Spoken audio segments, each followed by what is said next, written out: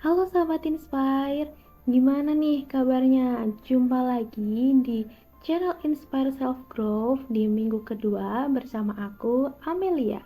Nah, dalam video kali ini aku mau bahas tentang suatu hal yang gak jauh beda nih dari apa yang udah kita bahas di video sebelumnya. Jadi, kali ini aku akan bahas terkait dengan kebiasaan nih teman-teman. Kalau kemarin aku udah bahas terkait dengan 3 cara mengubah kebiasaan, maka hari ini aku bakalan bahas tentang yang lebih spesifik nih teman-teman. Aku akan bahas terkait dengan bad habit or good habit, dan gimana sih cara kita supaya bisa keluar dari zona nyaman, tentunya untuk mencapai potensi terbaik dari diri kita nih teman-teman. Nah, setiap hal atau tindakan yang sudah menjadi kebiasaan tentunya sudah melewati proses yang panjang nih teman-teman, yang artinya ada kenyamanan nih yang lahir dari setiap tindakan yang sudah kita lakukan, sehingga tindakan itu bertahan berulang-ulang tanpa kita sadari nih teman-teman. Sebelumnya aku mau tanya nih teman-teman, kenapa sih kita cenderung lebih mudah mengulang kebiasaan buruk? Secara ilmiah, otak menciptakan senyawa kimia yang biasa kita sebut dengan dopamin nih teman-teman. Nah, senyawa ini akan kita lepaskan ketika kita merasa bahagia nih, yang mana perasaan bahagia ini sifatnya adiktif teman-teman, sehingga otak akan menciptakan perasaan yang sama terus-menerus nih teman-teman.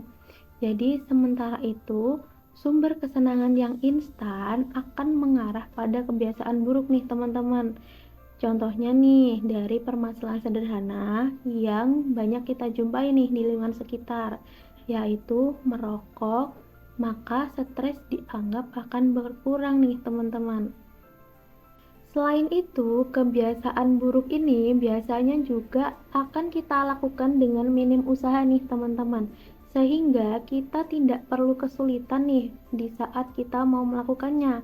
Contohnya adalah kebiasaan menunda pekerjaan yang lebih mudah untuk kita pilih daripada berusaha untuk on time nih teman-teman.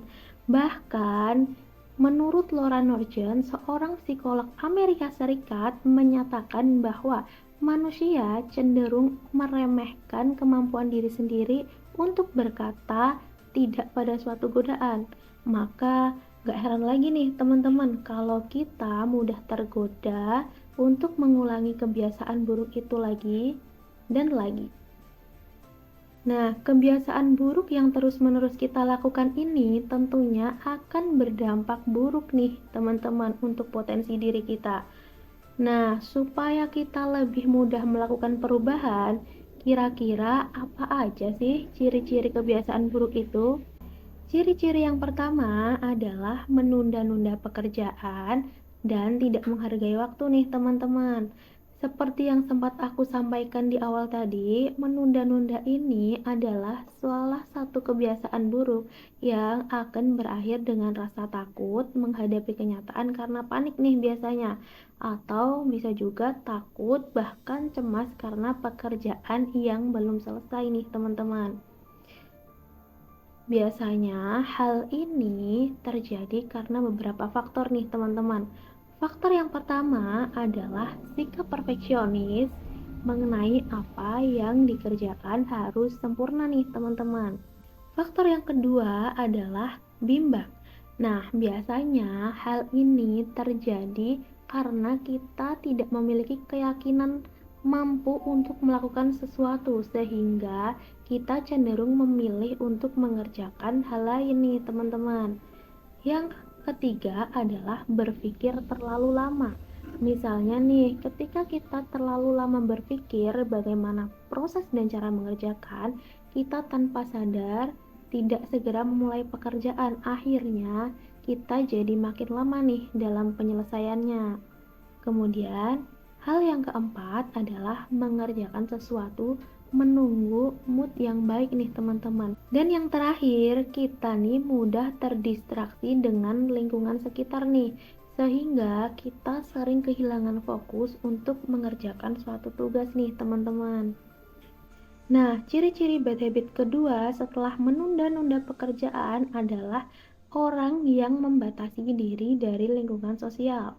Kemudian, orang yang merasa paling benar, orang yang mencari aman dari sebuah konflik, kemudian orang yang suka mengeluh, dan orang yang tidak bisa berkata tidak dalam setiap keadaan. Kemudian selanjutnya, orang yang selalu berpikiran negatif dan berlebih-lebihan, kemudian orang yang suka menimbun barang dan suka membanding-bandingkan diri dengan orang lain, sehingga tingkat rasa kepercayaan diri menjadi berkurang nih teman-teman. Nah, beberapa hal yang aku sebutkan tadi adalah ciri-ciri orang yang memiliki bad habit nih teman-teman. Nah, tapi tenang aja nih teman-teman, kebiasaan kan masih bisa kita ubah. Tentunya kita perlu untuk mempertahankan. Jadi, apa aja sih good habit yang perlu untuk kita pertahankan? Nah, ada 8 good habits nih teman-teman yang perlu kita pertahankan. Poin yang pertama adalah kita harus berusaha untuk disiplin waktu. Kemudian, poin yang kedua adalah kita harus bersikap positif dengan suatu hal yang terjadi nih teman-teman. Kemudian yang ketiga adalah dengan berpikir logis. Nah, poin keempat adalah dengan cara menabung, menyisihkan uang kita nih teman-teman. Kemudian poin kelima adalah menyelesaikan masalah hingga tuntas nih teman-teman. Kemudian poin keenam adalah pantang menyerah. Jadi kita nggak boleh menyerah nih teman-teman. Kita harus menghadapi semuanya dan menyelesaikannya sesuai dengan apa yang sudah kita pilih nih teman-teman. Kemudian yang ketujuh dan kedelapan adalah poin penting nih di sini, yaitu mau untuk terus belajar dan kita harus mengatur keuangan dengan baik nih teman-teman. Nah, kira-kira dari penjelasan bad habit dan good habit ini, kamu ada di bagian mana nih teman-teman? Apakah bad habit atau sudah berada di dalam good habit nih? Kalau kamu masih ada dalam bad habit, tentunya kamu harus segera mengevaluasi diri sendiri nih teman-teman, untuk mengubah kebiasaan buruk itu menjadi kebiasaan yang lebih baik tentunya. Kamu bisa membuat daftar kebiasaan sehari-hari yang kamu lakukan dan dipertahankan nih teman-teman. Setelah kita paham dengan bad habit, good habit, dan bagaimana cara mengubah kebiasaan atau mempertahankannya, untuk meningkatkan potensi diri, tentunya kita juga perlu untuk keluar dari zona nyaman nih teman-teman. Kalau kata Manoj Manwara nih, kenyamanan adalah suatu jebakan terbesar dan keluar dari zona nyaman merupakan tantangan terbesar nih. Jadi, meskipun kebiasaan menimbulkan perasaan nyaman, kita nggak boleh lena nih teman-teman, karena zona nyaman ini bisa menjadi penghalang untuk perjalanan karir kita. Dengan keluar dari zona nyaman, kita akan bisa mengenali kelebihan dan kekurangan diri sendiri yang mungkin tidak terlihat saat kita masih nyaman dengan semua yang ada nih teman-teman. Teman-teman, aku mau nanya nih, kalian pernah nggak merasakan kesulitan untuk keluar dari zona nyaman? Kalau iya, kira-kira apa sih yang membuat kita sulit untuk keluar dari zona nyaman sebenarnya? Ada 5 hal nih yang membuat kita sulit untuk keluar dari zona nyaman nih versi aku. Yang pertama adalah hidup tanpa tujuan. Yang kedua adalah tidak siap dengan perubahan. Kemudian yang ketiga adalah kita khawatir nih akan resiko yang akan ditimbulkan dari suatu keputusan yang akan kita ambil. Kemudian yang keempat adalah sudah mentok nih teman-teman, kayak gak ada pilihan lain gitu.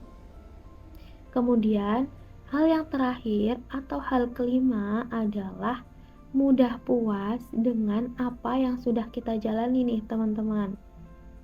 Lalu gimana sih kak cara menghadapi hal tersebut? Nah, tenang aja nih teman-teman, aku ada tips nih buat teman-teman semuanya. Tips yang pertama adalah kamu perlu menentukan tujuan kamu dengan jelas nih teman-teman, supaya mempermudah proses kamu. Dalam penentuan tujuan ini, teman-teman bisa kenali diri sendiri kalian dulu nih. Kira-kira tertarik dengan hal apa saja dan kemudian buat list dari analisa sederhana itu. Nah, kalau sudah membuat analisa, tulis daftar keinginan dan tujuan yang spesifik nih dari teman-teman. Kemudian yang terakhir adalah teman-teman perlu memantapkan tujuan yang akan dicapai dalam waktu yang sudah ditentukan. Tips yang kedua adalah dengan membulatkan niat. Kalau kata Bob Sadino nih, kemauan yang besar harus dilandasi dengan tekad yang bulat dan harus berani dalam mengambil peluang yang ada nih. Nah, gimana sih cara membulatkan tekad itu? Nah, langkah pertama yang harus teman-teman lakukan adalah dengan menuliskan alasan kamu nih, teman-teman, mengenai tujuan yang sudah kamu buat. Kemudian setelah itu, tulis kemungkinan buruk yang akan muncul di masa depan. Dan yang terakhir adalah kenali kekuatan diri sendiri untuk skenario paling buruk serta bangun kepercayaan diri kamu nih, teman-teman. Nah, selanjutnya tips yang ketiga adalah membangun mental fokus. Teman-teman, pernah nggak terdistraksi dengan suatu hal dan kita jadi melupakan tujuan awal? Nah, hal-hal seperti ini nih perlu kita hindari teman-teman, karena akan berpotensi merusak konsentrasi. Nah, kemudian tips yang keempat atau tips terakhir yaitu kita harus berani berubah dan menerima perubahan dalam hidup nih teman-teman. Kira-kira apa sih Kak maksudnya itu? Nah, jadi tidak semua orang berani ambil langkah untuk berubah nih teman-teman. Karena kadang kita tuh merasa ragu dan bimbang saat akan mengambil sebuah keputusan baru. Dan akhirnya kita lebih memilih bertahan di pilihan yang menurut kita nih paling aman teman-teman. Nah, hal ini merupakan situasi yang mau nggak mau harus kita benahi nih teman-teman. Apa aja sih yang bisa kita siapkan untuk menghadapi perubahan itu? Ada 4 hal nih yang perlu teman-teman siapkan untuk menghadapi perubahan tersebut. Hal yang pertama adalah dengan mempersiapkan diri teman-teman dengan antisipasi terhadap perubahan. Poin kedua adalah teman-teman harus siap dengan resiko yang sudah teman-teman pilih. Kemudian, poin ketiga adalah menjadi orang yang fleksibel namun harus tetap berprinsip teman-teman. Kemudian, poin keempat atau poin terakhir yaitu penuhi diri dengan wawasan yang luas. Karena dengan wawasan luas, maka akan mengubah cara kita untuk memandang sesuatu nih, teman-teman. Nah, gimana nih dari penjelasan singkat yang udah aku sampaikan? Apakah membantu teman-teman untuk keluar dari zona nyaman atau masih kurang jelas nih? Tulis di kolom komentar ya, teman-teman, untuk jawabannya. Dari aku, mungkin itu aja mengenai topik pembahasan hari ini. Kalau ada hal yang lain yang ingin kalian tanyakan dan perlu kami bahas lebih lanjut, boleh dong teman-teman diketik di kolom komentar. Like video ini jika bermanfaat untuk teman-teman dan jangan lupa follow kami supaya menjadi lebih berkembang. Terima kasih, sampai jumpa di video selanjutnya. Bye-bye.